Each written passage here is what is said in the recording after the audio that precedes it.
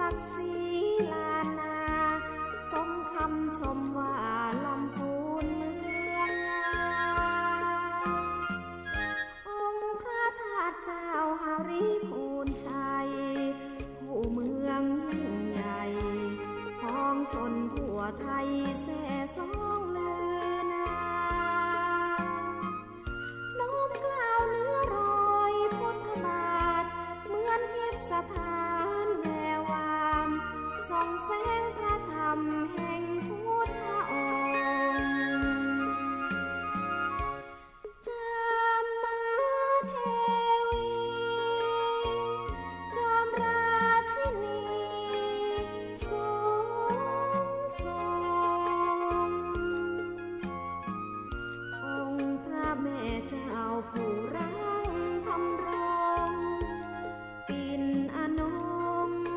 หาริพูนชัยทานน้ำทุ่งนาป่าสวยสะพรั่งแม่กวงล้นฝั่งโอแดนป่าสางดังมนต์มัดใจเห็นดอยขุนตาลคลึงสวงน้ำตกวังหลวงเพลินไพรหาริพูนชัยฟังใจไม่ลื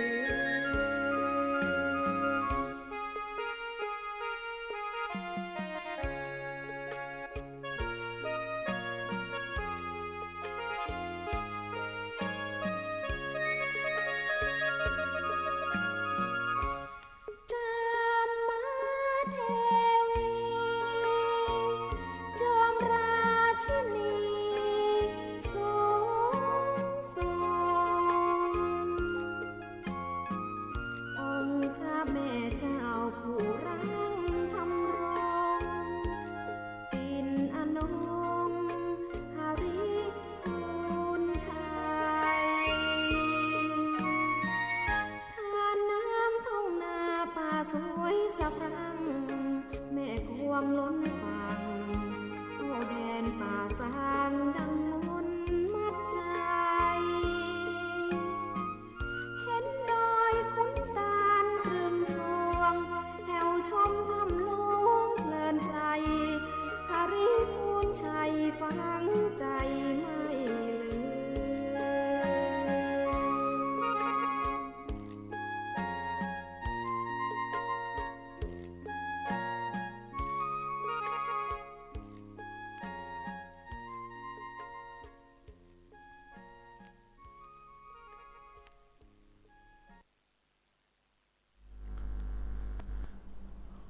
ขอนอบน้อมแด่องค์สมเด็จพระสัมมาสัมพุทธเจ้าพระองค์นั้นกับทั้งพระธรรมและพระอริยสังฆเจ้าครูบาอาจารย์ทั้งหลาย ขอนมัสการซึ่งพระเถรานุเถระเจ้าคณะพระสังฆาธิการทุกรูปเมตตาธรรมของพระเดชพระคุณท่านเจ้าคุณพระเทพรัตนนายกหลวงพ่อเจ้าคณะจังหวัดลำพูนเจ้าอาวาสวัดพระธาตุหริพูนชัยที่เคารพอย่างสูงท่านพระครูปริยัติยานุศาสตร์รองเจ้าคณะอำเภอเมืองเชียงใหม่เจ้าอาวาสวัดฝ่ายหินท่านพระครูสมุวิศวัตรวรกิจโจรองเจ้าอาวาสวัดฝ่ายหินเจ้าหน้าที่ประจำสถานีวิทยุตลอดจนถึงบรรดาพระสงฆ์องค์เจ้าและเจริญพรมายังบรรดาสาธุชนพุทธบริษัทที่ร่วมรับฟังรายการไต่ห่มพระรัตนตรัยในช่วงทุกคืนวันพุธเวลา 20:00 นถึง 4:00 นดำเนินรายการโดยอนาลัยอนาลโยพระวิปัสสนาจารย์ประจำสำนักปฏิบัติธรรมแห่งที่ 9วัดพระธาตุหริพูนชัยจังหวัดลำพูนเจ้าอาวาสวัดหนองเงือกตำบลแม่แรงอำเภอป่าซางจังหวัดลำพูนก็ได้นำเอาสาระในส่วนของการมาปะกับบรรดาศรัทธาญาติโยมในรายการมองข่าวสารผ่านแสงธรรมโดยในวันนี้นั้น บรรดาศรัทธาญาติโยมก็จะได้สดับรับฟังกันตั้งสถานีวิทยุเพื่อการศึกษาพระพุทธศาสนาและวัฒนธรรมคลื่น FM 104.50 เมกะเฮิรตซ์วัดฝายหินหรือว่าฟังตองออนไลน์ได้ที่ Radio 10 ปราทอง .net 7382 และสถานีวิทยุเครือข่ายทุกๆสถานีที่ได้ลิงก์หากันนั่นก็ขออนุโมทนากับบรรดาสาธุชนไว้ณโอกาสที่นี่โดยที่ได้สดับรับฟังธรรมช่วงท้ายๆก็จะเปิดโอกาสให้ท่านทั้งหลายได้โทรเข้ามาร่วมในรายการซึ่งวันนี้รายการมองข่าวสารผ่านแสงธรรมอาจจะมาในรูปแบบที่ค่อนข้างจะแปลกหน่อย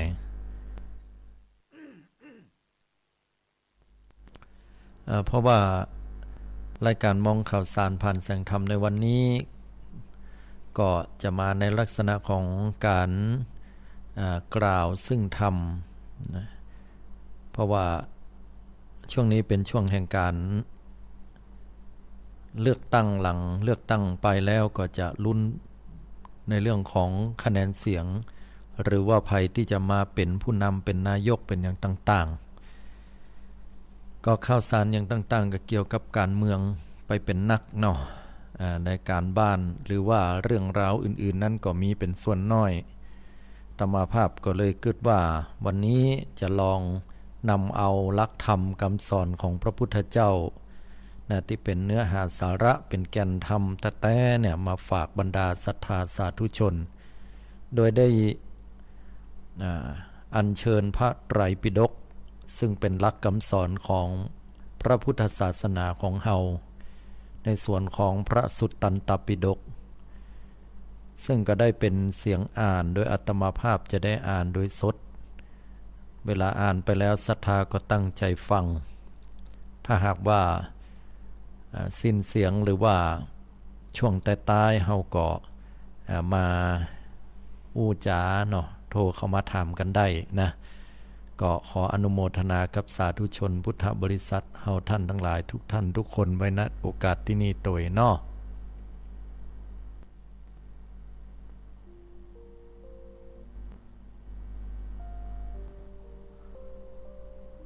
สาธุชนพุทธบริษัททุกท่าน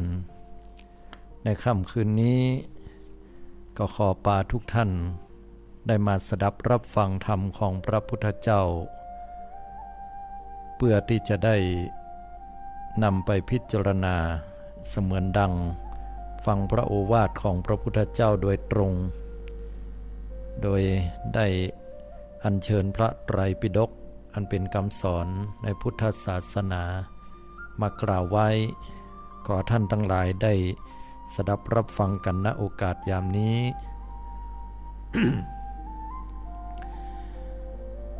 นะโมตัสสะภะคะวะโตอะระหะโตสัมมาสัมพุทธัสสะขอนอบน้อมแด่องค์สมเด็จพระสัมมาสัมพุทธเจ้าพระองค์นั้นมหาปรินิพพานสูตร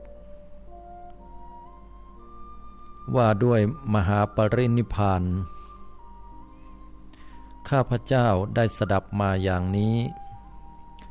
สมัยหนึ่งพระผู้มีพระภาค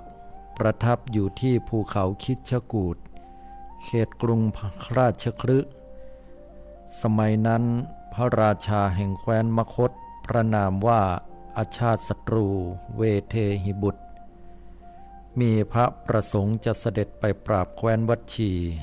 รับสั่งว่าเราจะโค่นล้มพวกวัชชีผู้มีฤทธิ์มากอย่างนี้มีอานุภาพมากอย่างนี้ให้พินาศย่อยยับพระราชาแห่งแคว้นมคธพระนามว่าอาชาติศัตรูเวเทหิบุตรรับสั่งเรียกวัสกลพราหมณ์มหาอมาตย์แคว้นมคธมาตรัสว่ามาเถิดพราหมณ์ท่านจงไปเฝ้าพระผู้มีพระภาคถึงที่ประทับกราบพระยุคลบาทด้วยเสียงกล้าวแล้วทูลถามถึงพระสุขภาพ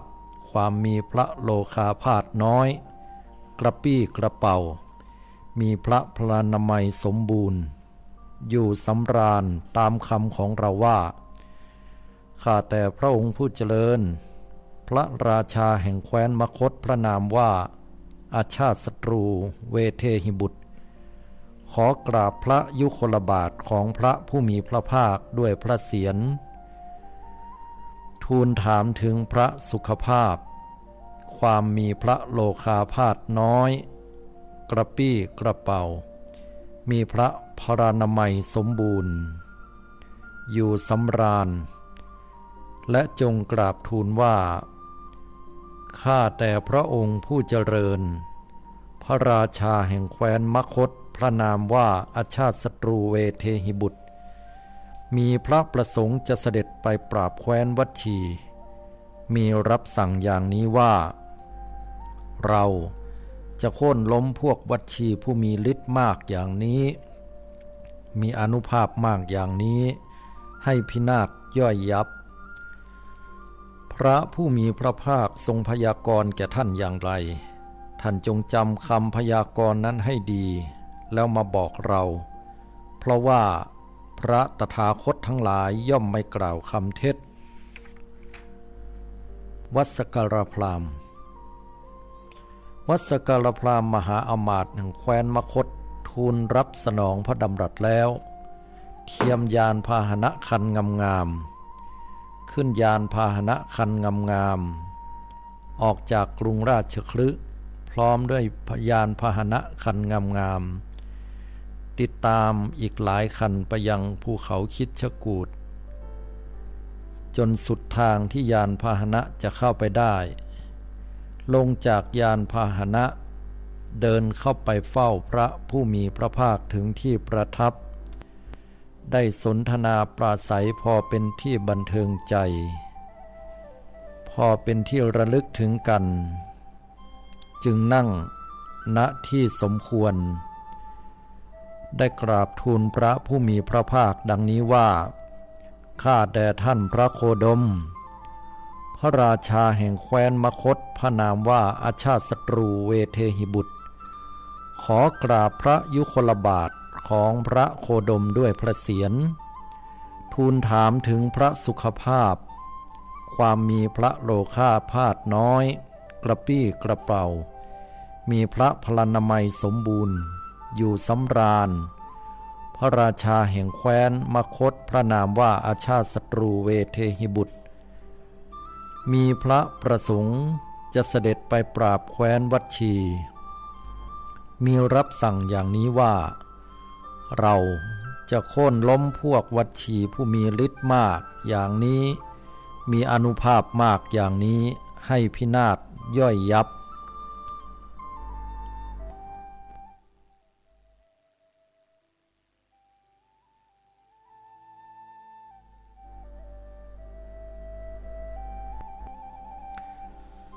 อปริหานิยธรรมสมัยนั้นท่านพระอานนท์ยืนถวายงานพัดพระผู้มีพระภาคอยู่เบื้องพระปริสดางพระผู้มีพระภาครับสั่งเรียกท่านพระอานนท์มาตรัสถามว่าอานนท์เธอได้ยินไหมว่าพวกเจ้าวัชชีมันประชุมกันเนืองนิดประชุมกันมากครั้งท่านพระอานนท์ทูลตอบว่าข้าแด่พระองค์ผู้เจริญข้าพระองค์ได้ยินว่าพวกเจ้าวัชชีมันประชุมกันเนืองนิดประชุมกันมากครั้งพระผู้มีพระภาคตรัสถามว่าอานนท์พวกเจ้าวัชชีพึงหวังได้แต่ความเจริญอย่างเดียวไม่มีความเสื่อมเลยตราบเท่าที่พวกเจ้าวัชชียังมันประชุมกันเนืองนิดประชุมกันมากครั้ง 2. อานนท์เธอได้ยินไหมว่าพวกเจ้าวัชชีพร้อมเพรียงกันประชุมพร้อมเพรียงกันเลิกประชุมและพร้อมเพรียงกันทำกิจที่พวกเจ้าวัชชีจะพึงท ข้าแต่พระองค์ผู้เจริญข้าพระองค์ได้ยินว่าพวกเจ้าวัชชีพร้อมเพรียงกันประชุมพร้อมเพรียงกันเลิกประชุมและพร้อมเพรียงกันทำกิจที่พวกเจ้าวัชชีจะพึงทำอานนท์พวกเจ้าวัชชีพึงหวังได้แต่ความเจริญอย่างเดียวไม่มีความเสื่อมเลยตราบเท่าที่พวกเจ้าวัชชียังพร้อมเพรียงกันประชุมพร้อมเพรียงกันเลิกประชุมและพร้อมเพรียงกันทำกิจที่พวกเจ้าวัชชีจะพึงทำ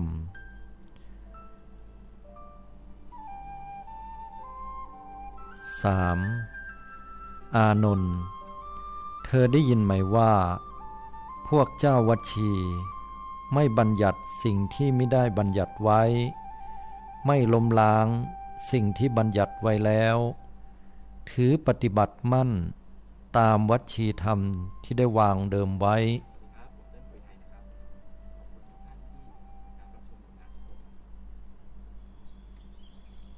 ข้าแด่พระองค์ผู้เจริญข้าพระองค์ได้ยินว่าพวกเจ้าวัชชีไม่บัญญัติสิ่งที่ไม่ได้บัญญัติไว้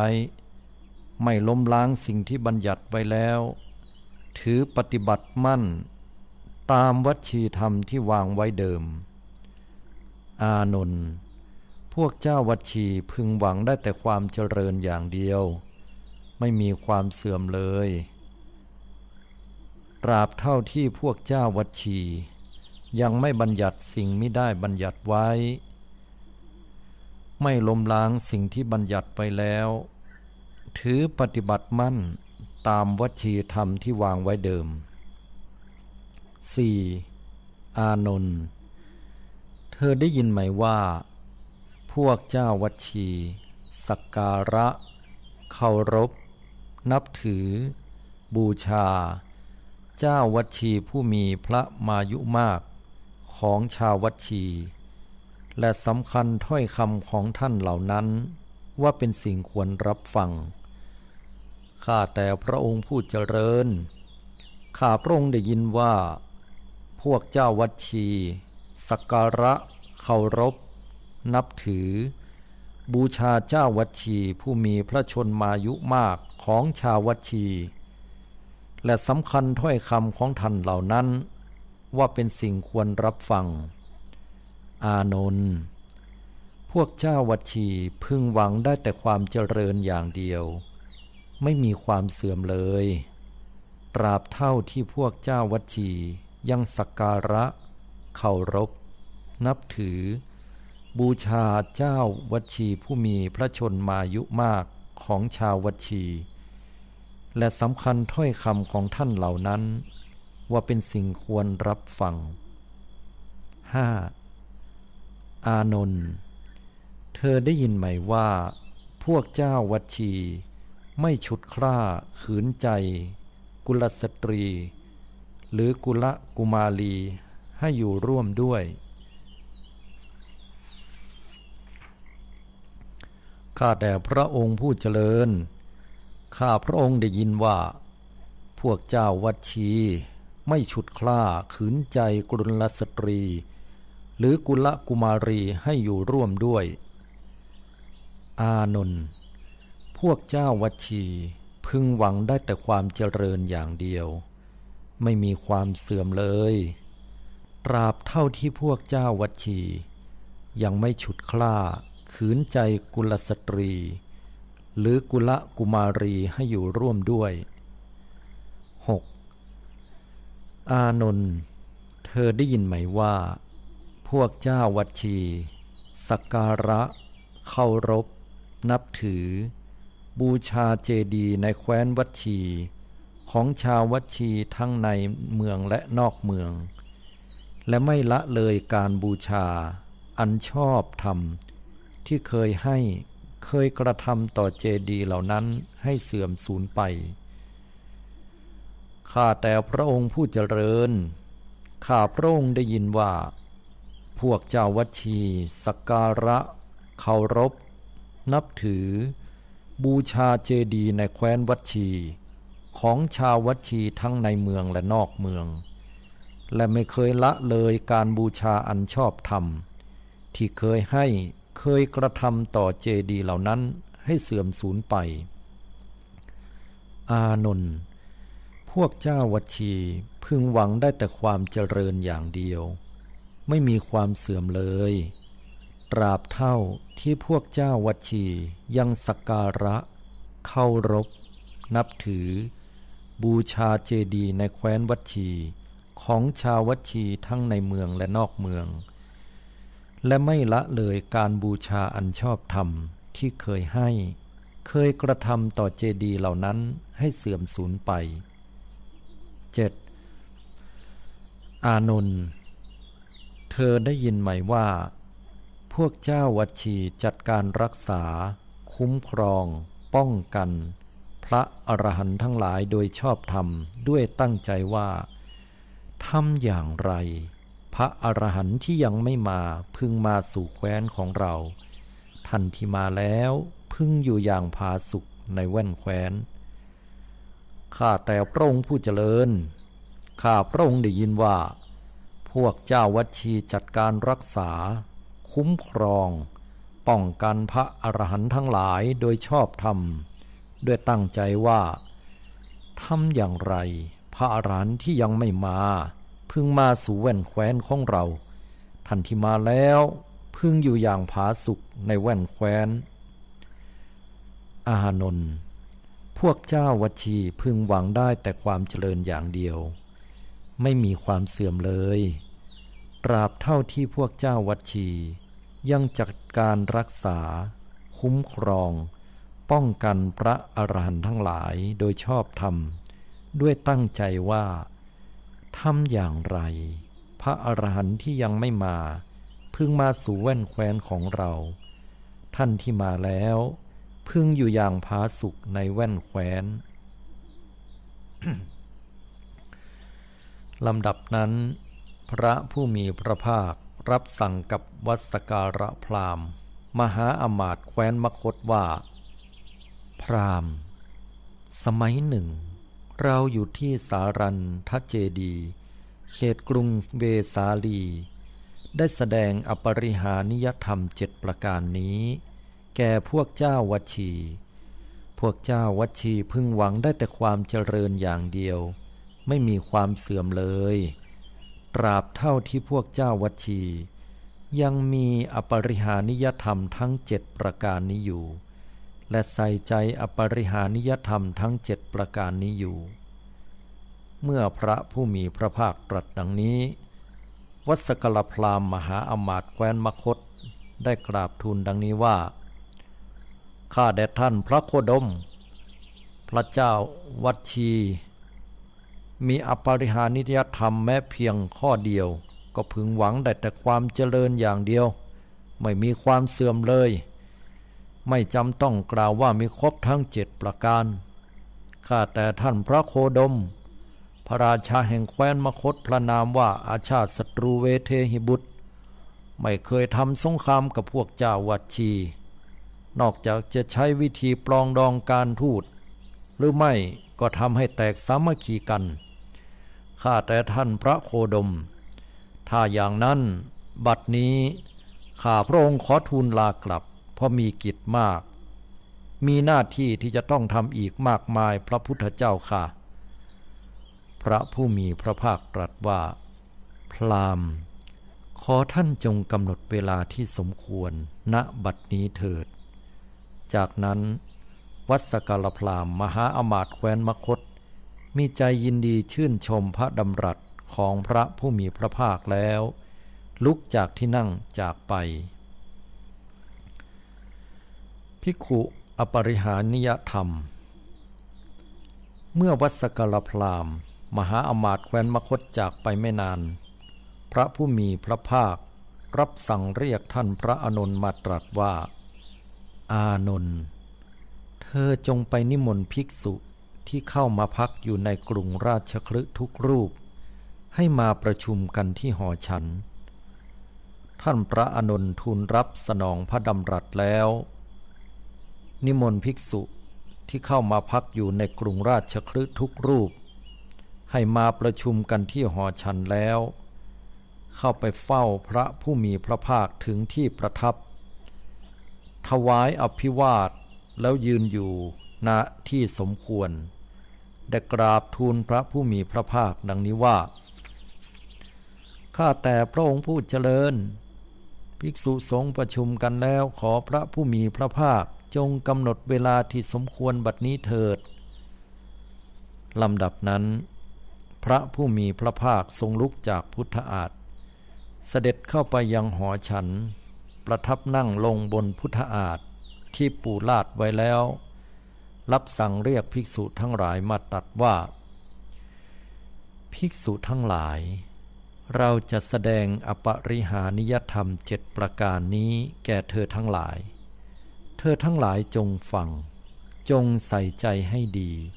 เราจะกล่าวภิกษุเหล่านั้นทูลรับสนองพระดำรัสแล้วพระผู้มีพระภาคจึงได้ตรัสอย่างนี้ว่าภิกษุทั้งหลาย1ภิกษุพึงหวังได้แต่ความเจริญอย่างเดียวไม่มีความเสื่อมเลยตราบเท่าที่ภิกษุยังหมั่นประชุมกันเนืองนิดประชุมกันมากครั้ง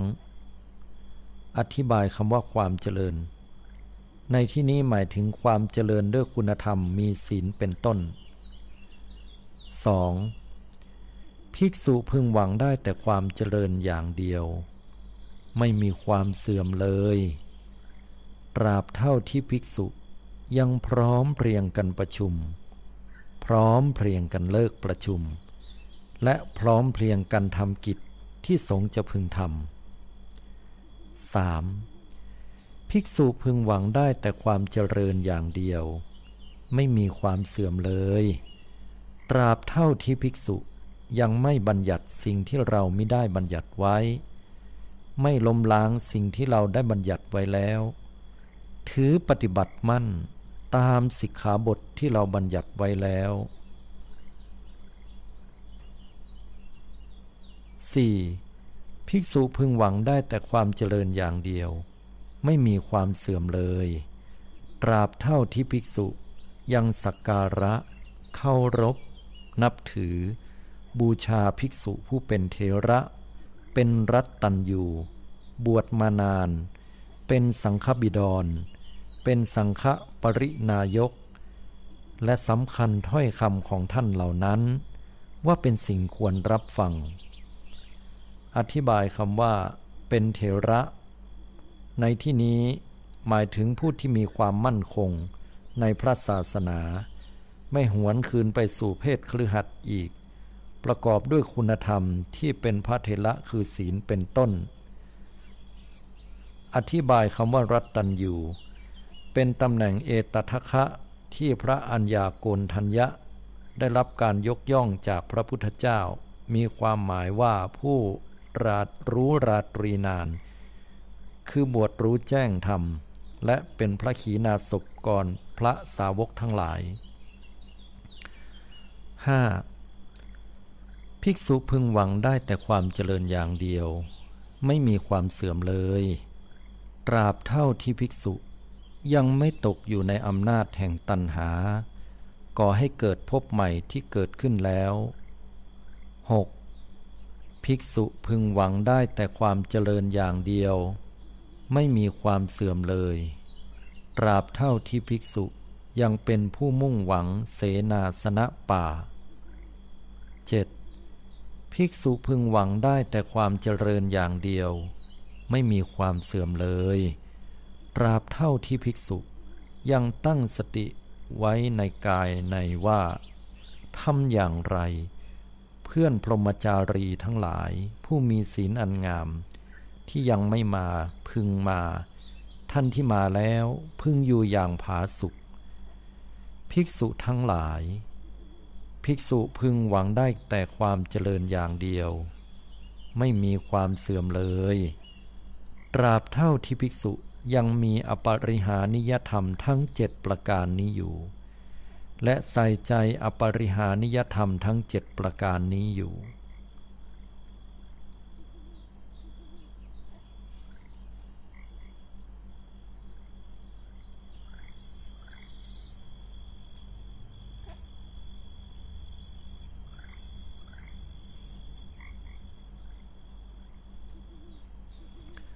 ภิกษุทั้งหลาย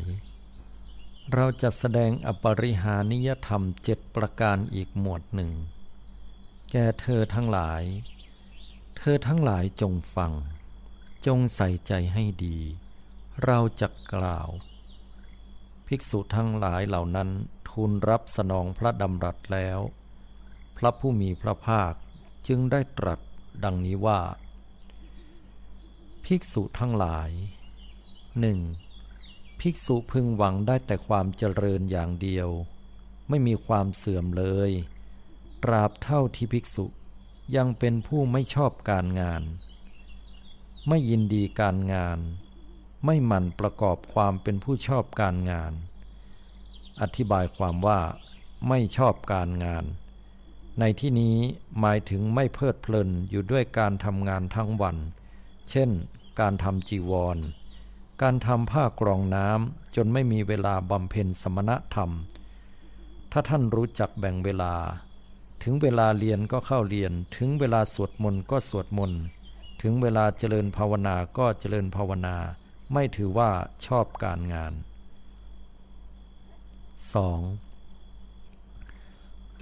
ภิกษุพึงหวังได้แต่ความเจริญอย่างเดียวไม่มีความเสื่อมเลยตราบเท่าที่ภิกษุยังเป็นผู้ไม่ชอบการพูดคุยไม่ยินดีการพูดคุยไม่หมั่นประกอบความเป็นผู้ชอบการพูดคุยอธิบายคำว่าไม่ชอบการพูดคุยหมายถึงไม่ชอบพูดคุยเรื่องนอกธรรมนอกวินัยตลอดทั้งวันเช่นเรื่องสตรีถ้าสนทนาธรรมเพื่อแก้ปัญหาไม่ถือว่าชอบการพูดคุย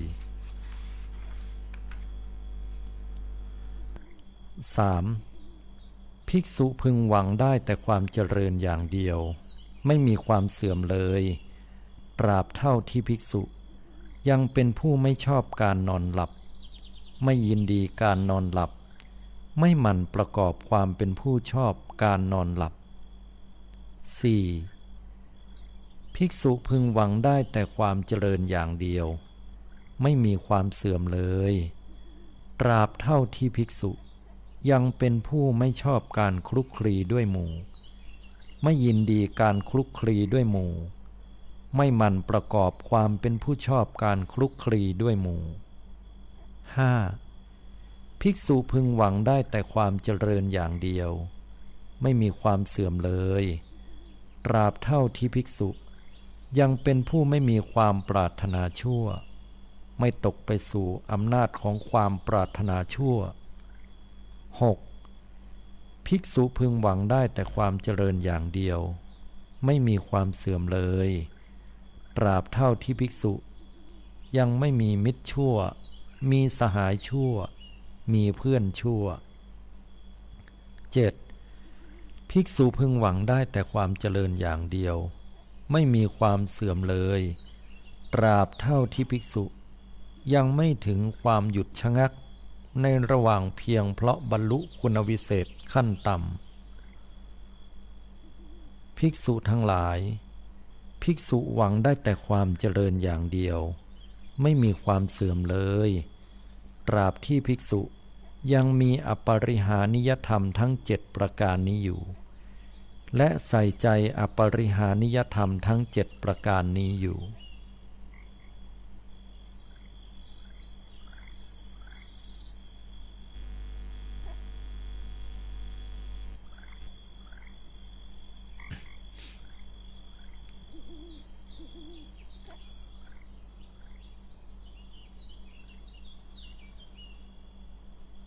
ภิกษุทั้งหลายเราจะแสดงอปริหานิยธรรม7ประการอีกหมวดหนึ่งแก่เธอทั้งหลายจงฟังจงใส่ใจให้ดีเราจะกล่าว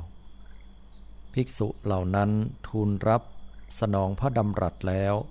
พระผู้มีพระภาคจึงได้ตรัสอย่างนี้ว่าภิกษุทั้งหลาย 1.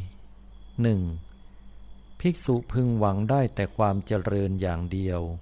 ไม่มีความเสื่อมเลยตราบเท่าที่ภิกษุยังมีศรัทธาอธิบายคำว่าศรัทธา แปลว่าความเชื่อมี4อย่างคือ 1. อาคมนิยะศรัทธาของพระโพธิสัตว์ผู้บำเพ็ญเพื่อพระสัพพัญญุตญาณ 2. อธิคมะศรัทธาของพระอริยบุคคล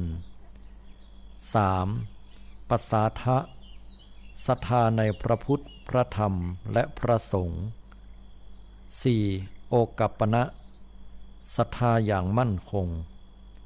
แต่ในที่นี้หมายถึงปัสสาทะและโอกัปปนะเท่านั้น 2. ภิกษุพึงหวังได้แต่ความเจริญอย่างเดียวไม่มีความเสื่อมเลยตราบเท่าที่ภิกษุยังมีหิริ 3. ภิกษุพึงหวังได้แต่ความเจริญอย่างเดียวไม่มีความเสื่อมเลยตราบเท่าที่ภิกษุยังมีโอตตัปปะ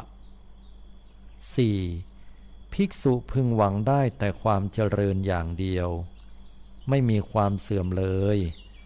ตราบเท่าที่ภิกษุยังเป็นพหูสูตรอธิบายคำว่าพหูสูตรแปลว่าผู้ฟังมามากมี2 อย่างคือ 1. ปริยัตติพหูสูตรแตกฉานในพระไตรปิฎกและ 2. ปฏิเวทพหูสูตรบรรลุสัจจะทั้งหลายพหูสูตรในที่นี้หมายถึงปริยัตติพหูสูตร 5. ภิกษุพึงหวังได้แต่ความเจริญอย่างเดียวไม่มีความเสื่อมเลยตราบเท่าที่ภิกษุยังปารภความเพียรอธิบายคำว่าปารภความเพียรหมายถึงบำเพ็ญเพียรทั้งทางกายทางจิตความเพียรทางกายคือเว้นจากการคุกคลีด้วยหมู่คณะเป็นอยู่โดดเดี่ยวความเพียรทางจิตคือบรรเทาความฟุ้งซ่านแห่งจิต 6. ภิกษุพึงหวังได้แต่ความเจริญอย่างเดียวไม่มีความเสื่อมเลยตราบเท่าที่ภิกษุยังมีสติตั้งมั่น 7. ภิกษุพึงหวังได้แต่ความเจริญอย่างเดียวไม่มีความเสื่อมเลยตราบเท่าที่ภิกษุยังมีปัญญาภิกษุทั้งหลายภิกษุพึงหวังได้แต่ความเจริญอย่างเดียวไม่มีความเสื่อมเลยตราบเท่าที่ภิกษุยังมีอปริหานิยธรรมทั้ง7ประการนี้อยู่และใส่ใจอปริหานิยธรรมทั้ง7ประการนี้อยู่ภิกษุทั้งหลายเราจะแสดงอปริหานิยธรรม7ประการอีกหมวดหนึ่งแก่เธอทั้งหลายเธอทั้งหลายจงฟังจงใส่ใจให้ดีเราจะกล่าวภิกษุเหล่านั้นทูลรับสนองพระดำรัสแล้วพระผู้มีพระภาคจึงได้ตรัสดังนี้ว่าภิกษุทั้งหลาย 1. ภิกษุพึงหวังได้แต่ความเจริญอย่างเดียวไม่มีความเสื่อมเลยตราบเท่าที่ภิกษุยังเจริญสติสัมโพชฌงค์ในวงเล็บธรรมที่เป็นองค์แห่งการตรัสรู้คือความระลึกได้ 2. ภิกษุพึงหวังได้แต่ความเจริญอย่างเดียวไม่มีความเสื่อมเลยตราบเท่าที่ภิกษุยังเจริญธรรมวิจยะสัมโพชฌงค์ในวงเล็บธรรมที่เป็นองค์แห่งการตรัสรู้คือการเฟ้นธรรม 3. ภิกษุพึงหวังได้แต่ความเจริญอย่างเดียวไม่มีความเสื่อมเลยตราบเท่าที่ภิกษุยังเจริญวิริยะสัมโพชฌงค์ในวงเล็บธรรมที่เป็นองค์แห่งการตรัสรู้คือความเพียร 4. ภิกษุพึงหวังได้แต่ความเจริญอย่างเดียวไม่มีความเสื่อมเลยตราบเท่าที่ภิกษุยังเจริญสติยังเจริญปีติสัมโพชฌงค์ในวงเล็บธรรมที่เป็นองค์แห่งการตรัสรู้คือความอิ่มใจ 5. ภิกษุพึงหวังได้แต่ความเจริญอย่างเดียวไม่มีความเสื่อมเลยตราบเท่าที่ภิกษุยังเจริญปัสสัทธิสัมโพชฌงค์ในวงเล็บธรรมที่เป็นองค์แห่งการตรัสรู้ คือความสงบกายสงบใจ 6. ภิกษุพึงหวังได้แต่ความเจริญอย่างเดียวไม่มีความเสื่อมเลยตราบเท่าที่ภิกษุยังเจริญสมาธิสัมโพชฌงค์ในวงเล็บธรรมที่เป็นองค์แห่งการตรัสรู้คือความตั้งจิตมั่น 7. ภิกษุพึงหวังได้แต่ความเจริญอย่างเดียวไม่มีความเสื่อมเลยตราบเท่าที่ภิกษุยังเจริญอุเบกขาสัมโพชฌงค์ในวงเล็บธรรมที่เป็นองค์แห่งการตรัสรู้คือความวางใจเป็นกลางภิกษุทั้งหลายภิกษุพึงหวังได้แต่ความเจริญอย่างเดียวไม่มีความเสื่อมเลยตราบเท่าที่ภิกษุยังมีอปริหานิยธรรม7ประการนี้อยู่และใส่ใจอปริหานิยธรรมทั้ง7ประการนี้อยู่ภิกษุทั้งหลายเราจะแสดงอปริหานิยธรรม7ประการอีกหมวดหนึ่งแก่เธอทั้งหลายเธอทั้งหลายจงฟังจงใส่ใจให้ดีเราจะกล่าวภิกษุเหล่านั้นทูลรับสนองพระดำรัสแล้วพระผู้มีพระภาคจึงได้ตรัสดังนี้ว่าภิกษุทั้งหลาย 1. ภิกษุพึงหวังได้แต่ความเจริญอย่างเดียวไม่มีความเสื่อมเลยตราบเท่าที่ภิกษุยังเจริญอนิจจสัญญาในวงเล็บกำหนดหมายความไม่เที่ยงแห่งสังขาร 2. ภิกษุพึงหวังได้แต่ความเจริญอย่างเดียวไม่มีความเสื่อมเลยตราบเท่าที่ภิกษุยังเจริญอนัตตสัญญาในวงเล็บกำหนดหมายความเป็นอนัตตาแห่งธรรมทั้งปวง 3. ภิกษุพึงหวังได้แต่ความเจริญอย่างเดียวไม่มีความเสื่อมเลยตราบเท่าที่ภิกษุยังเจริญอสุภสัญญาในวงเล็บกำหนดหมายความไม่งามแห่งกาย 4. ภิกษุพึงหวังได้แต่ความเจริญอย่างเดียวไม่มีความเสื่อมเลยตราบเท่าที่ภิกษุยังเจริญอาทีนวสัญญาในวงเล็บกำหนดหมายทุกโทษของกายอันมีความเจ็บไข้ต่างๆ 5. ภิกษุพึงหวังได้แต่ความเจริญอย่างเดียวไม่มีความเสื่อมเลยตราบเท่าที่ภิกษุยังเจริญปหานะสัญญาในวงเล็บกำหนดหมายเพื่อละอกุศลวิตกและบาปธรรมทั้งปวง 6. ภิกษุพึงหวังได้แต่ความเจริญอย่างเดียวไม่มีความเสื่อมเลยตราบเท่าที่ภิกษุยังเจริญวิราคะสัญญาในวงเล็บกำหนดหมายวิราคะว่าเป็นธรรมละเอียดปราณีต 7. ภิกษุพึงหวังได้แต่ความเจริญอย่างเดียวไม่มีความเสื่อมเลยตราบเท่าที่ภิกษุยังเจริญนิโรธสัญญาในวงเล็บกำหนดหมายมีนิโรธว่าเป็นธรรมละเอียดปราณีตภิกษุทั้งหลายภิกษุพึงหวังได้แต่ความเจริญอย่างเดียวไม่มีความเสื่อมเลยตราบเท่าที่ภิกษุยังมีอปริหานิยธรรม7ประการนี้อยู่และใส่ใจอปริหานิยธรรมทั้ง7ประการนี้อยู่ภิกษุทั้งหลาย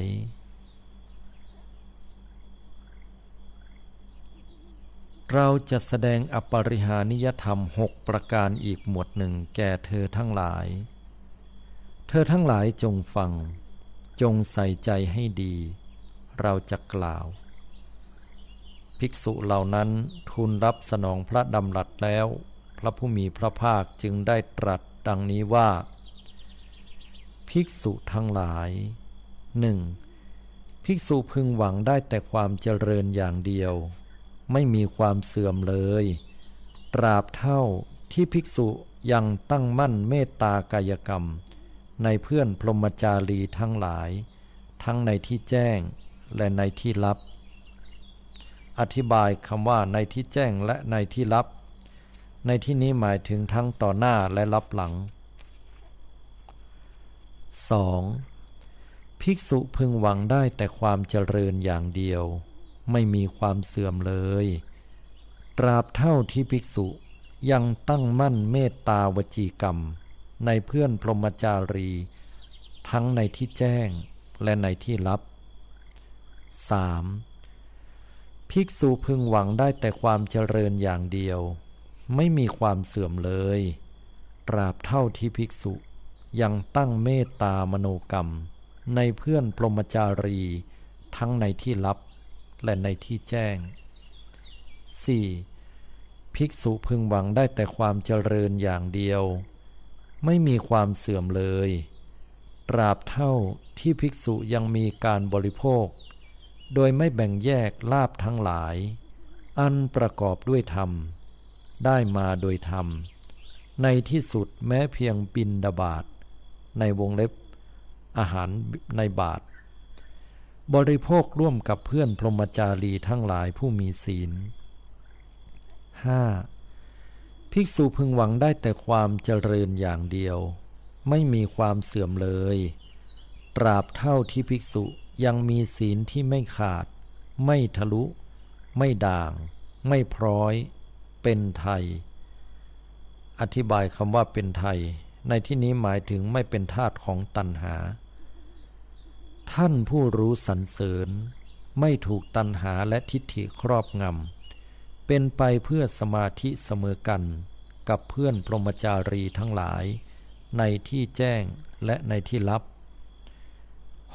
6. ภิกษุพึงหวังได้แต่ความเจริญอย่างเดียวไม่มีความเสื่อมเลยตราบเท่าที่ภิกษุยังมีอริยทิฏฐิอันเป็นธรรมเครื่องนำออกเพื่อความสิ้นทุกข์โดยชอบแก่ผู้ทำตามเสมอกันกับเพื่อนพรหมจารีทั้งหลายในที่แจ้งและในที่ลับภิกษุทั้งหลายภิกษุพึงหวังได้แต่ความเจริญอย่างเดียวไม่มีความเสื่อมเลยตราบเท่าที่ภิกษุยังมีอปริหานิยธรรมทั้ง6ประการนี้และใส่ใจอปริหานิยธรรมทั้ง6ประการนี้อยู่ได้ยินว่าพระผู้มีพระภาคเมื่อประทับอยู่ที่ภูเขาคิชกูฏเขตกรุงราชคฤห์ทรงแสดงธรรมมีคาถาเป็นอันมากแก่ภิกษุทั้งหลายอย่างนี้ว่าศีลมีลักษณะอย่างนี้สมาธิมีลักษณะอย่างนี้ปัญญามีลักษณะอย่างนี้สมาธิอันบุคคลอบรมโดยมีศีลเป็นฐานย่อมมีผลมากมีอานิสงส์มากปัญญาอันบุคคลอบรมโดยมีสมาธิเป็นฐานย่อมมีผลมากมีอานิสงส์มากจิตอันบุคคลอบรมโดยมีปัญญาเป็นฐานย่อมหลุดพ้นโดยชอบจากอาสวะทั้งหลายคือกามาสวะภวาสวะและอวิชชาสวะ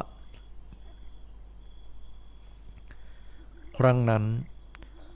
พระผู้มีพระภาคประทับอยู่ตามความพอพระทัยในกรุงราชคฤห์รับสั่งเรียกท่านพระอานนท์มาตรัสว่ามาเถิดอานนท์เราจะเข้าไปยังอัมพลัทธิกาวันกันท่านพระอานนท์ทูลรับสนองพระดำรัสแล้วพระผู้มีพระภาคพร้อมด้วยภิกษุสงฆ์หมู่ใหญ่เสด็จไปถึงอัมพลัทธิกาวันประทับอยู่ที่พระตำหนักหลวงในอัมพลัทธิกาวันได้ยินว่าพระผู้มีพระภาคเมื่อประทับอยู่ที่พระตำหนักหลวงในอัมพลัทธิกาวันทรงแสดงธรรมมีคาถาเป็นอันมากแก่ภิกษุทั้งหลายอย่างนี้ว่าศีลมีลักษณะอย่างนี้สมาธิมีลักษณะอย่างนี้ปัญญามีลักษณะอย่างนี้สมาธิอันบุคคลอบรมโดยมีศีลเป็นฐานย่อมมีผลมากมีอานิสงส์มากปัญญาอันบุคคลอบรมโดยมีสมาธิเป็นฐานย่อมมีผลมากมีอานิสงส์มาก จิตอันบุคคลอบรมโดยมีปัญญาเป็นฐานย่อมหลุดพ้นโดยชอบจากอาสวะทั้งหลายคือกามาสวะภวาสวะและอวิชชาสวะครั้งนั้นพระผู้มีพระภาคประทับอยู่ตามความพอพระทัยในอัมพลัทธิกาวันรับสั่งเรียกท่านพระอานนท์มาตรัสว่ามาเถิดอานนท์เราจะเข้าไปยังเมืองนาลันทากันท่านพระอานนท์ทูลรับสนองพระดำรัสแล้วพระผู้มีพระภาคพร้อมด้วยภิกษุสงฆ์หมู่ใหญ่เสด็จไปถึงเมืองนาลันทาประทับอยู่ที่ปาวาริกัมพวันเขตเมืองนาลันทานั้นท่านพระสารีบุตรบลือสีหนาถครั้งหนึ่งท่านพระสารีบุตรไปเฝ้าพระผู้มีพระภาคถึงที่ประทับถวายอภิวาทแล้วนั่งณที่สมควรได้กราบทูลพระผู้มีพระภาคดังนี้ว่าข้าแต่พระองค์ผู้เจริญข้าพระองค์เลื่อมใสในพระผู้มีพระภาคอย่างนี้ว่าไม่เคยมีจักไม่มีและย่อมไม่มีสมณะหรือพราหมณ์ผู้อื่นซึ่งจะมีปัญญาในทางพระสัมโพธิญาณยิ่งกว่าพระผู้มีพระภาคพระผู้มีพระภาคตรัสถามว่าสารีบุตรเธอกล่าวอาภิสวาจาในวงเล็บวาจาอย่างองอาจอย่างสูงเธอถือเอาด้านเดียวบรรลือสีหนาถว่าข้าแด่พระองค์ผู้เจริญข้าพระองค์เลื่อมใสในพระผู้มีพระภาคอย่างนี้ว่าไม่เคยมีจักไม่มีและย่อมไม่มีสมณะหรือพราหมณ์ผู้อื่นซึ่งจะมีปัญญาในทางพระสัมโพธิญาณยิ่งกว่าพระผู้มีพระภาคสารีบุตรเธอกำหนดรู้พระทัยของพระผู้มีพระภาคอรหันตสัมมาสัมพุทธเจ้าทุกพระองค์ในอดีตการด้วยใจของตนแล้วหรือว่าแม้เพราะเหตุนี้พระผู้มีพระภาคเหล่านั้นจึงทรงมีศีลอย่างนี้แม้เพราะเหตุนี้พระผู้มีพระภาคเหล่านั้นจึงทรงมีธรรมอย่างนี้แม้เพราะเหตุนี้พระผู้มีพระภาคเหล่านั้นจึงทรงมีปัญญาอย่างนี้แม้เพราะเหตุนี้พระผู้มีพระภาคเหล่านั้นจึงทรงมีธรรมเป็นเครื่องอยู่อย่างนี้แม้เพราะเหตุนี้พระผู้มีพระภาคเหล่านั้นจึงทรงมีธรรมเป็นเครื่องพ้นอย่างนี้ท่านพระสารีบุตรทูลตอบว่าหามิได้พระพุทธเจ้าค่ะสารีบุตรเธอกำหนดรู้พระทัยของพระผู้มีพระภาคอรหันตสัมมาสัมพุทธเจ้าทุกพระองค์ในอนาคตการด้วยใจของตนแล้วหรือว่าแม้เพราะเหตุนี้พระผู้มีพระภาคเจ้าเหล่านั้นจักทรงมีศีลอย่างนี้แม้เพราะเหตุนี้พระผู้มีพระภาคเจ้าเหล่านั้นจักทรงมีธรรมอย่างนี้แม้เพราะเหตุนี้พระผู้มีพระภาคเจ้าเหล่านั้นจักทรงมีปัญญาอย่างนี้แม้เพราะเหตุนี้พระผู้มีพระภาคเจ้าเหล่านั้นจักทรงมีธรรมเป็นเครื่องอยู่อย่างนี้แม้เพราะเหตุนี้พระผู้มีพระภาคเจ้าเหล่านั้นจักทรงมีธรรมเป็นเครื่องหลุดพ้นอย่างนี้หามิได้พระพุทธเจ้าค่ะสารีบุตรเธอกำหนดรู้ใจเราผู้เป็นพระอรหันตสัมมาสัมพุทธเจ้าในบัดนี้ด้วยใจของตนแล้วหรือว่าแม้เพราะเหตุนี้พระผู้มีพระภาคทรงมีศีลอย่างนี้แม้เพราะเหตุนี้พระผู้มีพระภาคทรงมีธรรมอย่างนี้แม้เพราะเหตุนี้พระผู้มีพระภาคทรงมีปัญญาอย่างนี้แม้เพราะเหตุนี้พระผู้มีพระภาคทรงมีธรรมเป็นเครื่องอยู่อย่างนี้แม้เพราะเหตุนี้พระผู้มีพระภาคทรงมีธรรมเป็นเครื่องหลุดพ้นอย่างนี้ หาไม่ได้พระพุทธเจ้าค่ะสารีบุตรก็ในเรื่องนี้เธอไม่มีเจโตปริยญาณอธิบายคำว่าเจโตปริยญาณเนี่ยหมายถึงปรีชากำหนดรู้ใจผู้อื่นได้คือรู้ใจผู้อื่นอ่านความคิดของเขาได้เช่นรู้ว่าเขากำลังคิดอะไรอยู่ใจเขาเศร้าหมองหรือผ่องใสเป็นต้นในพระอรหันตสัมมาสัมพุทธเจ้าทั้งในอดีตอนาคตและปัจจุบันเมื่อเป็นเช่นนั้นบัดนี้ฉะไหนเธอจึงกล่าวอาภิสวาจาเธอถือเอาด้านเดียวบรรลือสีหนาฏว่าข้าแด่พระองค์ผู้เจริญข้าพระองค์เลื่อมใสพระผู้มีพระภาคอย่างนี้ว่าไม่เคยมีจักไม่มีและย่อมไม่มีสมณะหรือพราหมณ์ผู้อื่นซึ่งจะมีปัญญาในทางพระสัมโพธิญาณยิ่งกว่าพระผู้มีพระภาคท่านพระสารีบุตรกราบทูลว่าข้าแด่พระองค์ผู้เจริญถึงแม้ว่าข้าพระองค์จะไม่มีเจโตปริยญาณในพระอรหันตสัมมาสัมพุทธเจ้าทั้งในอดีตอนาคตและปัจจุบัน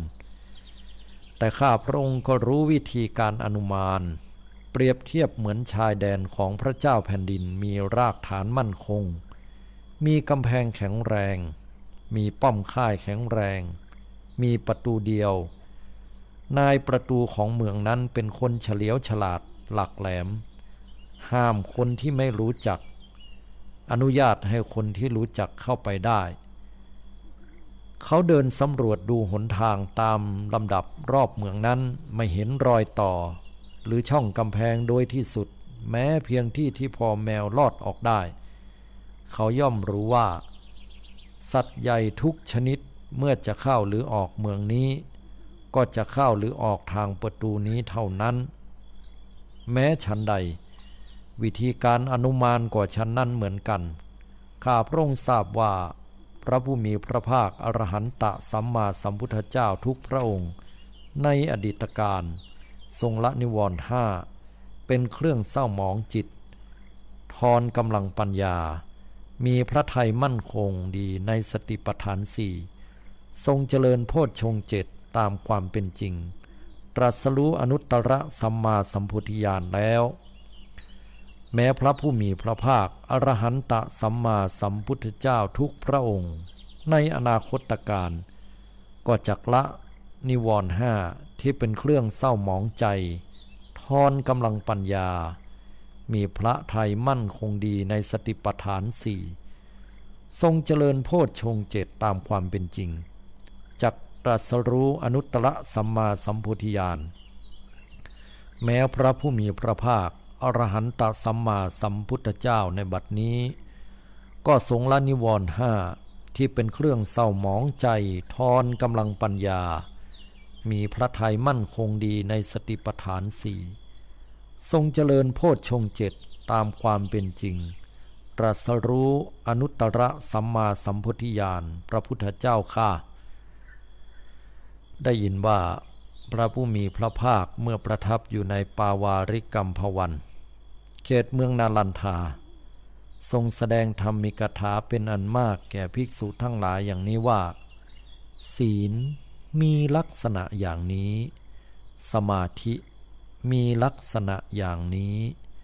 ปัญญามีลักษณะอย่างนี้สมาธิอันบุคคลอบรมโดยมีศีลเป็นฐานย่อมมีผลมากมีอานิสงส์มากปัญญาอันบุคคลอบรมโดยมีสมาธิเป็นฐานย่อมมีผลมากมีอานิสงส์มากจิตอันบุคคลอบรมโดยมีปัญญาเป็นฐานย่อมหลุดพ้นโดยชอบจากอาสวะทั้งหลายคือกามาสวะภวาสวะและอวิชชาสวะจบ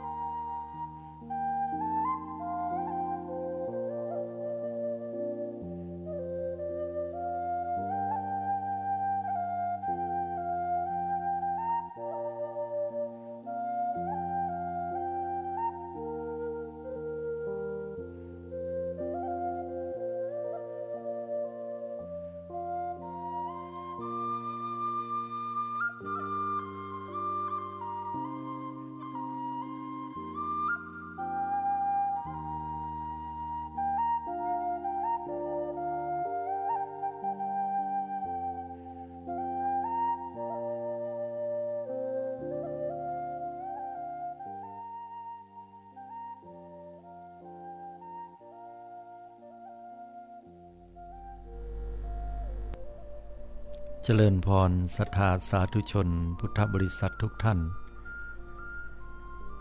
หลังจากที่ญาติโยมพุทธบริษัทได้ฟังการอ่านเสียงธรรมจากพระไตรปิฎกเป็นที่เรียบร้อยไปญาติโยมพุทธบริษัททุกท่านมีกำคิดกำหันเป็นอย่างใดพ้องวันนี้ซึ่งอาตมาภาพก็ได้นำเอารายการมองข่าวสารผ่านแสงธรรมมาปะกับญาติโยมแต่สืบเนื่องจากช่วงนี้เป็นช่วงแห่งการเลือกตั้งและอยู่ในช่วงของการลุ้นเรื่องของคะแนนตลอดจนถึงผู้นำของประเทศคนใหม่ที่จะเข้ามาบริหารประเทศพร้อมคณะในสื่อต่างๆบอกว่าจะเป็นสื่อโซเชียลหรือว่าต่างหนังสือพิมพ์ตลอดจนถึงต่างวิทยุโทรภาพโทรทัศน์ต่างๆก็จะมีข่าวสารเกี่ยวกับเรื่องของการเมืองเป็นนักอาตมาภาพก็เลยพิจารณาแล้วว่า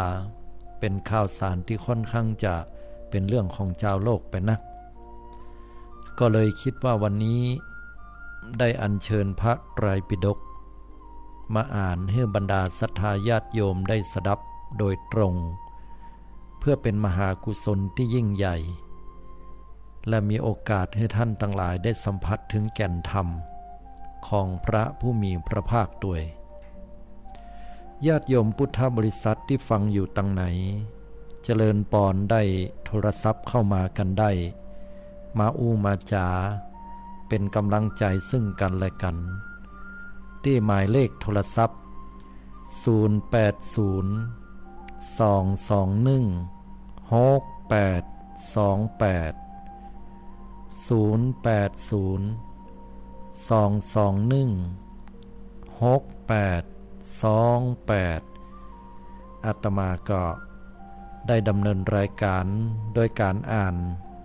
เสียงธรรมจากพระไตรปิฎกซึ่งก็ได้ทดลองเพื่อเป็นการอ่านครั้งแรกออกรายการก็บอกว่าญาติโยมได้ฟังแล้วนั้นมีความรู้สึกเป็นอย่างใดพ้องเพื่อเป็นกระจกเป็นแว่นสะท้อนออกมาจะได้นำไปปรับปรุงแล้วก็นำไปอ่านเสียงธรรมจากพระไตรปิฎกในโอกาสคราวครั้งต่อไปหลังจากในช่วงแห่งการเลือกตั้งเสร็จสิ้นลงไปเป็นดีเรียบร้อยแล้วก็จะได้นำเอาสาระต่างๆที่เป็นข่าวสารปรากฏในปัจจุบันได้เข้ามาทำการอู้จาแล้วก็วิเคราะห์ในต่างธรรมกันอย่างหนึ่งลำดับต่อไปสาธุชนพุทธบริษัทสามารถโทรเข้ามาได้ในหมายเลข080-221-6828ฟังอยู่กันตั้งใดก็สามารถโทรศัพท์กันเข้ามาได้มาตักมาตายมาอู้มาจากันตอนนี้ก็เป็นเวลาอยู่3:35 นาทีก็ว่าศรัทธาญาติโยมถ้าจะรับกันหมดละก้ามีคำท่องคำถามมาอย่างมาถามกันก็ถามได้ฟังเสียงอ่านแล้วเข้าใจก็จะถามก็เจริญปอนได้ตอบได้ตามที่บรรดาศรัทธาญาติโยมได้ถามเข้ามาถ้าว่าจะได้ให้พี่น้องศรัทธาญาติโยมก็ได้มาสดับรับฟังกันนี่ก็เป็นอานิสงส์โดยตรงที่เฮาบ่เคยรู้จักเลยว่าพระไตรปิฎกนั้นเป็นอย่างใดบางคนบางท่านนั้นได้ฟังพระไตรปิฎกก็นึกว่าคำว่าพระไตรปิฎกก็คือพระพุทธรูปองค์หนึ่งเพิ่นว่าอย่างนั้นแต่ในฐานะที่เฮาเป็นเจ้าพุทธแสดงว่าเฮานั้นบ่ได้บริโภคถึงแก่นแท้ในพุทธศาสนาก็คือหลักคำสอนของพุทธเจ้าแต่นั้นก็วันนี้ได้มาฟังอยู่ช่วงหนึ่งซึ่งพระสูตรในเรื่องของมหาปรินิพพานสูตรนั้นก็เป็นช่วงของพระพุทธองค์จะเสด็จเข้าสู่การปรินิพพานมีเรื่องราวที่สำคัญนักจะว่าไปแล้วพระสูตรนี้ก็มีความสำคัญ เป็นอย่างยิ่งเลยทีเดียวเพราะว่าเป็นพระดำรัสของพระพุทธเจ้าที่ตรัสบอกไว้กล่าวไว้ฝากไว้ให้หมู่เฮาเจ้าพุทธทั้งหลายก่อนจะปรินิพพานโทรกันเข้ามาได้เน้อญาติโยมทั้งหลาย080-221-6828อนุโมทนาศรัทธาสาธุชนทั้งหลายสำหรับเรื่องราวของมหาปรินิพพานสูตรนั้นก็เริ่มต้นมาจากการที่พระเจ้าอาชาติศัตรูเวเทหิบุตรก็ได้ใจให้มหาอมาตย์กู้ใจชื่อว่าวัสกาลพราหมณ์วัสกาลพราหมณ์บอกให้ว่าไปหาพระพุทธเจ้าแล้วเอากรรมของเฮาไปบอกพระองค์ว่าพระองค์ท่านนั้นยังสบายดีอยู่กะมีสุขภาพดีอยู่ก่อกับปรี้กับเปล่าม่วนอกม่วนใจอยู่ตามอัตภาพอยู่ก่อเสร็จแล้วขอให้สูได้เอากรรมของเฮาไปทูลถามพระพุทธองค์ว่าเจ้าอาชาติศัตรูเวเทหิบุตรผู้ครองนครราชคฤห์นั้นต้องการจะยกทัพไปตีแคว้นวัชชีแต่เนื่องจากว่าตียังได้ก็บาดแตก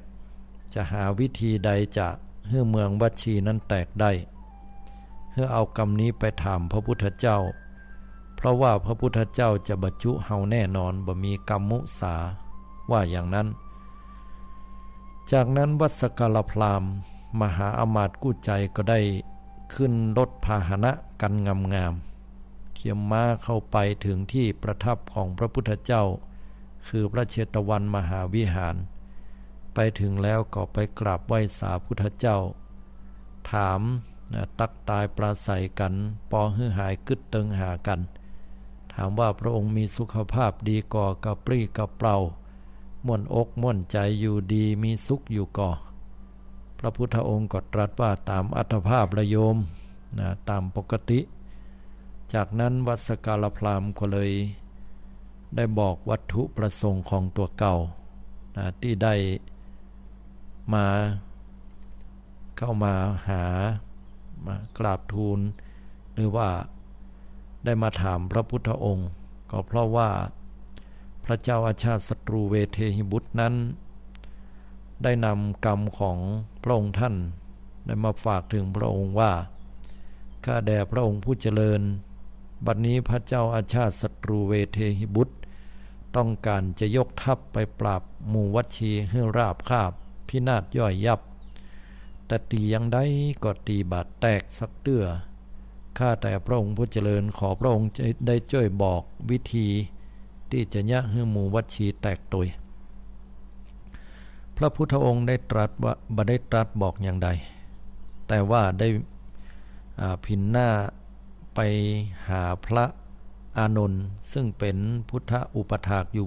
เบื้องปิสดางก็คือเบื้องหลังพระอานนท์ได้ถวายพัดอยู่ก็ได้ฟังพุทธองค์ก็ถามว่าอานนท์หมู่วัชชีเจ้าแคว้นวัชชียังปฏิบัติมั่นในหลักอปริหานิยธรรม7ประการอยู่ก่อถ้าหากว่ายังปฏิบัติอยู่นั้นก็จะมีแต่ความเจริญอย่างเดียวบ่มีความเสื่อมเลยพระอานนท์ก็บอกว่าข้าแด่พระองค์ผู้เจริญหมู่เจ้าวัชชีทั้งหลายก็ยังปฏิบัติมั่นในหลักอปริหานิยธรรม7ประการที่พระองค์เคยแสดงไว้กล่าวครั้งนั้นวัสกาลพราหมณ์ได้ยินดังนั้นก็เกิดหูละว่าพระเจ้าอาชาติศัตรูเวเทหิบุตรบอกควรที่จะทำสงครามด้วยเลยนอกเหตุจากจะผูกมิตรแล้วก็ยะให้แตกความสามัคคีต่อกันไปเมื่อเป็นดังนี้เข้าใจแล้วก็ได้กราบพระพุทธองค์แล้วก็ขอตัวปิกปอกว่าการบ้านการเมืองก็ยังมีอยู่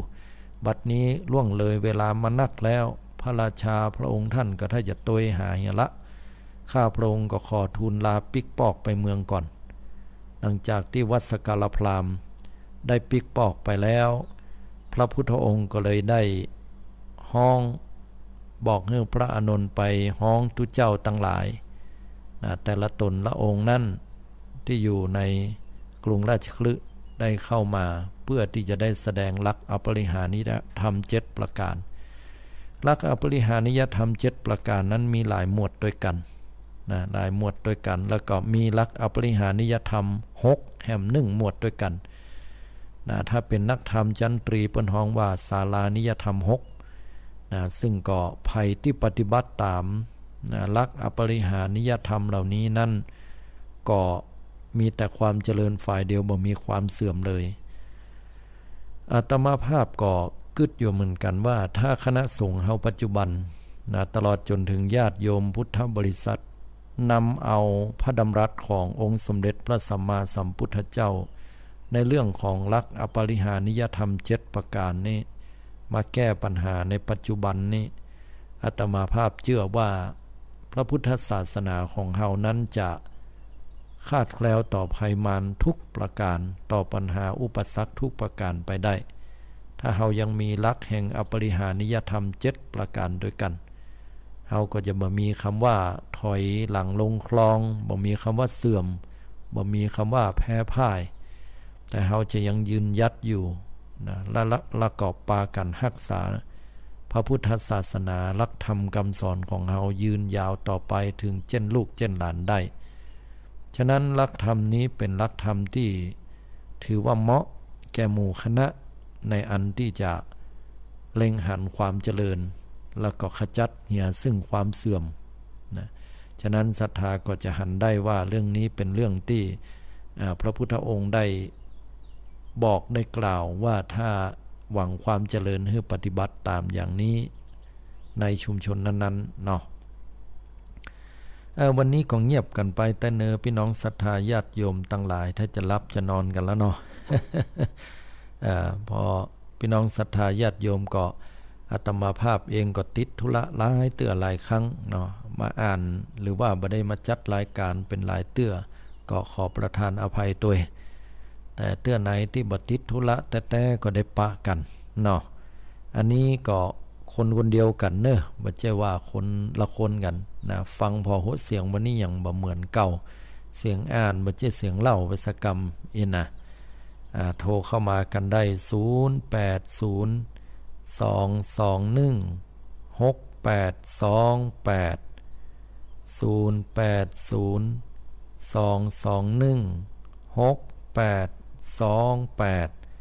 เจริญปอนกันเข้ามาได้เนอะพี่น้องศรัทธาญาติโยม7001โทรเข้ามาแล้วเจริญปอนโยมพระเจ้ายังรับพระเจ้าฟังอยู่ยังฟังอยู่เนาะเจ้าอันนี้ตีบ้านปุณกาสังกำแพงบนเนาะเจ้าจำได้ล่องกองเข้าเจ้าเป็นอย่างไรวันนี้นะทั้งบ้านปุณนี่มีลุมเหรอวันนี้ที่อย่างห้อนอย่างเดียวห้อนอย่างเดียวเนาะเจ้าอาตมาอยู่ตั้งเพียงก็ห้อนเหมือนกันนะโยมฝนอ่อยก่อนฝนก่อมอ่อยสักอย่างแต่มืดเหมือนกันเจ้า จะได้ทากายห้อนในใจอย่าไปห้อนเพิ่นว่าเจ้าใจเย็นอยู่ใจเย็นแมนวันนี้มาแปลกในญาติโยมได้ฟังในเสียงอ่านทำจากพระไตรปิฎกนี่ญาติโยมคิดว่าเป็นอย่างไรพ้องก็มีเจ้าเป็นตั้งใจฟังอยู่ตั้งใจฟังอยู่เนาะก็มนดีเป็นน้ำบุญเนาะอันนี้มีเวลาได้อ่านกันดีเนาะก็ดีเหมือนกันนะถ้ามีเวลาได้อ่านเสียงอ่านทำจากพระไตรปิฎกนี่โดยตรงเนาะเขาจะได้เข้าใจเหมือนได้ฟังพุทธเจ้าเทศน์ให้ฟังเนี่ยนะนั่นน่ะอนุโมทนาโดยขอบคุณจัดหนักเน้อที่ได้โทรเข้ามาในรายการนะเจ้าจะเป็นกำลังใจด้วยนะเจ้าสาธุโดยเมื่อเจ้าก็ฟังนี่เนาะเจ้าฟังตลอดแต่สัปดาห์แม่นสัปดาห์ที่แล้วติดการรับหมอคืนนี้จะก็หลอดไปพอยอันก็ผ่านเนาะเจ้าเนาะอนุโมทนาสาธุด้วยเนอะโยมเนอะเจริญพรอันนี้ก็เพิ่นโทรมาจากปุ่นน่ะเนาะตั้งสันกำแพงร้องกองเข้าบ้านร้องกองเข้าก็ได้โทรเข้ามากระซิบกระซาบอูจากันเนาะในยามค่ำคืนอย่างอี้อากาศมันร้อนก็จะไปให้ใจมันร้อนตัวถ้าใจร้อนตัวนี่ บ่เข้าท่านะ ต้องทำใจให้ล่มเย็นเนาะ0802216828 เจริญปอนโทรกันเข้ามาได้เนาะเป็นหน้าบุญกุลตาลด้วยกันนะอันนี้ก็จัดรายการมาก็เป็นน้องศรัทธาญาติโยมก็ได้ฟังกันพอสมควรประเดี๋ยวนี้พอนาฬิกาแล้วก็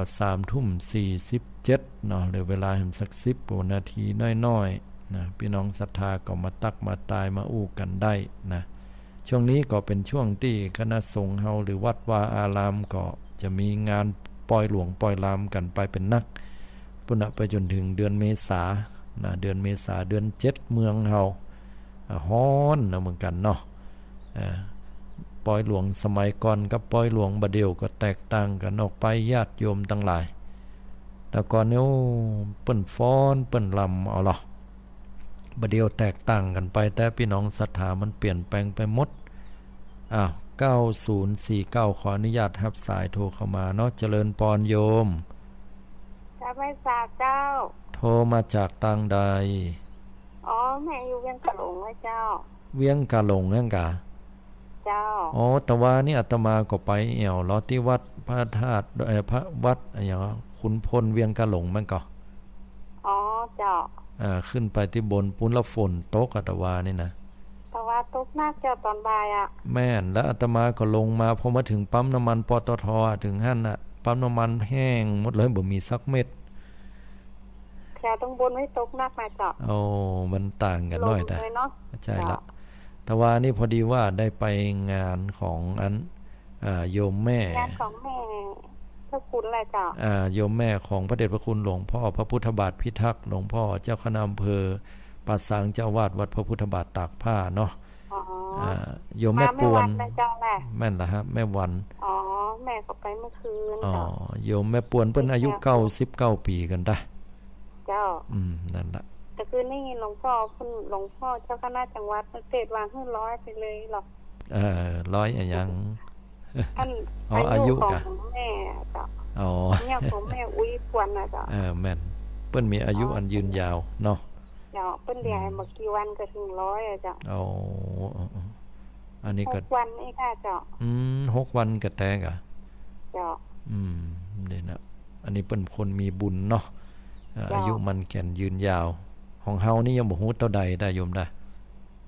แล้วแต่เนาะแม่นใช่แล้วอายุนักแล้วก็ขอให้สุขภาพแข็งแรงด้วยนะเจ้าแม่น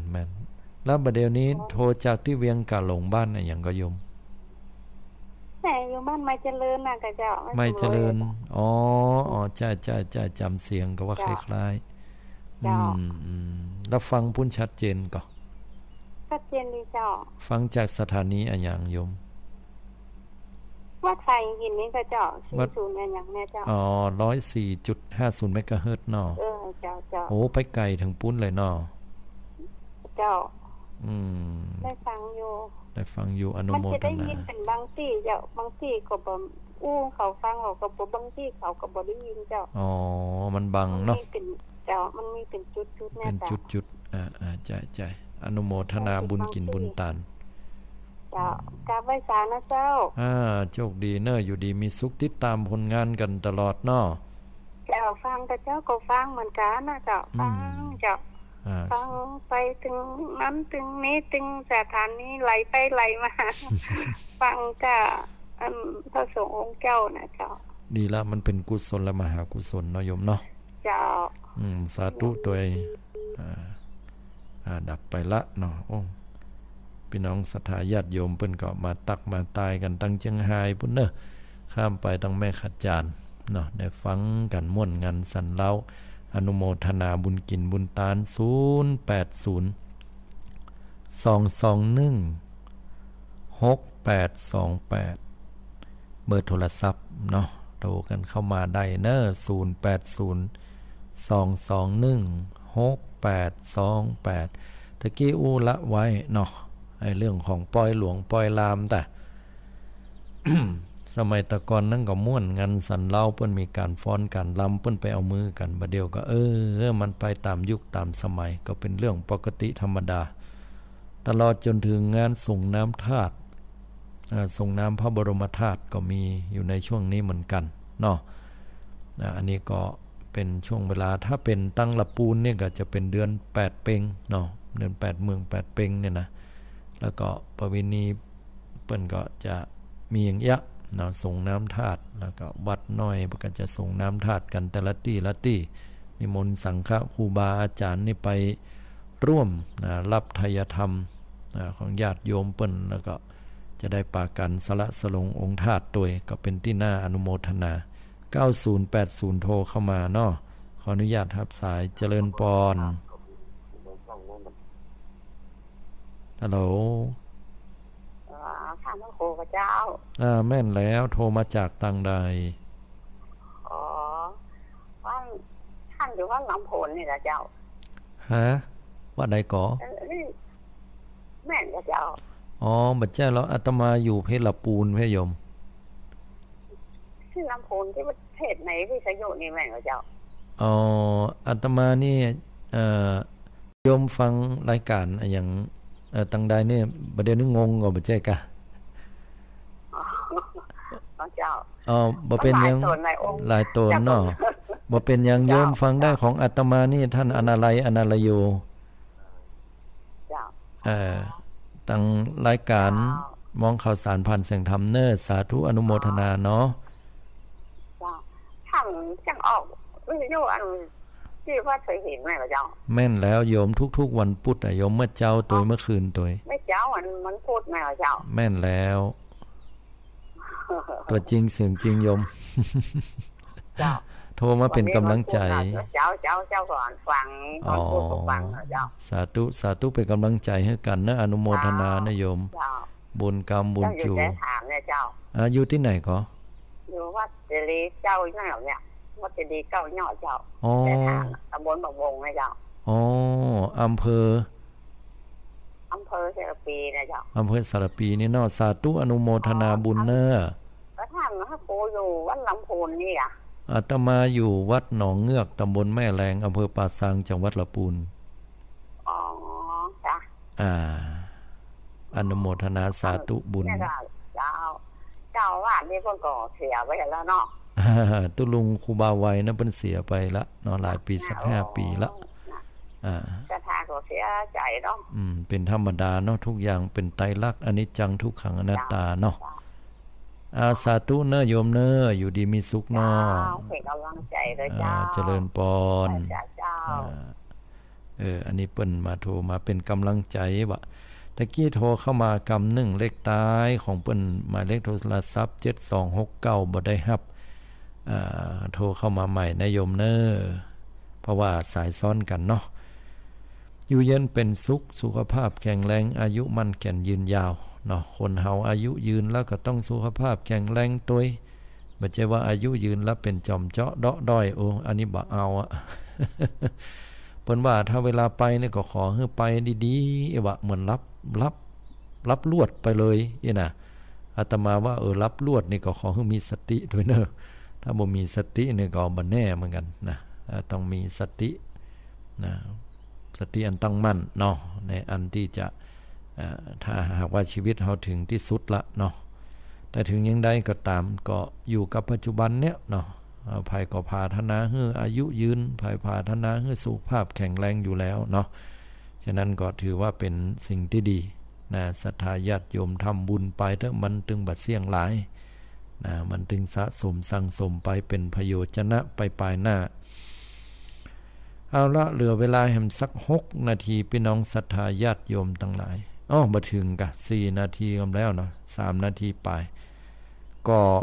คงจะนำเอารายการนี้ปิกปอกไปกันเนอะศรัทธาญาติโยมสัปดาห์หน้านี่ก็เข้าใจว่า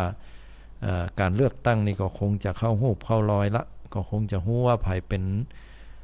ผู้นำประเทศเป็นคณะรัฐบาลกันละเนาะเพราะประเดี๋ยวนี้ก็ยังหาข้อสรุปบ่ได้สื่อเปิ้นก็เลยนำเสนอเรื่องราวเหล่านี้นักขนาดเลยนะจนข่าวสารต่างๆนี่อื่นๆนี่ก็บ่เป็นที่น่าสนใจเต้าเนาะ เอาละครับแหมสักสายนึงเนาะ7269โทรเข้ามาเจริญปอน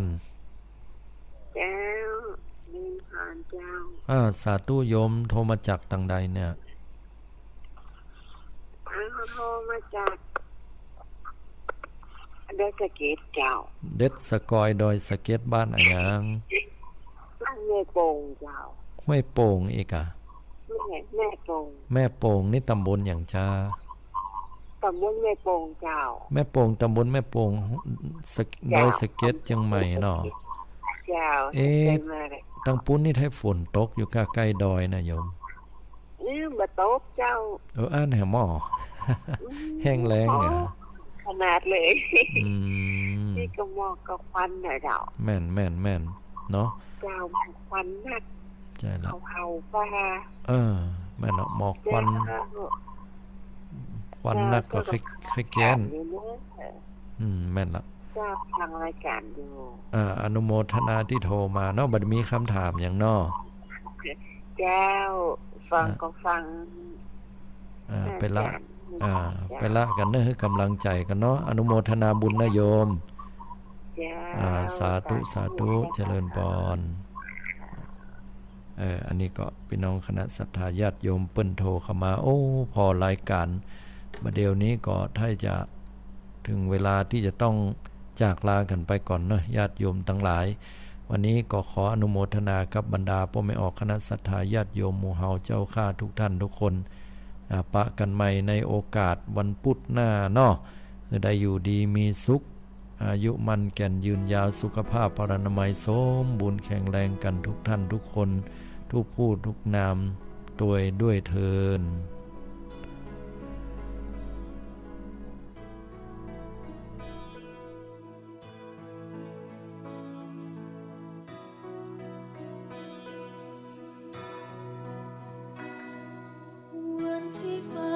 ส่องแสงสำแดงให้เห็นเป็นคำถามเกิดแก่เจ็บตายซ้ำวนเวียนจนเห็นความเป็นไป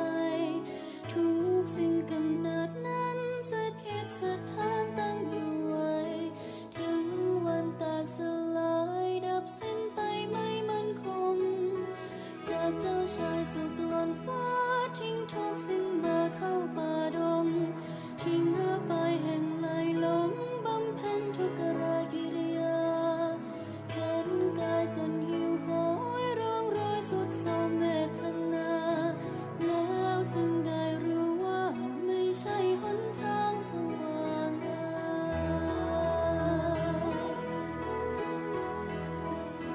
พระองค์ทรงค้นพบการเวียนจบของจักรวาลหนทางที่จะสงสารอันปลดลงสายพินที่ดิดนั้นเธอปล่อยให้มันเริ่มย้อน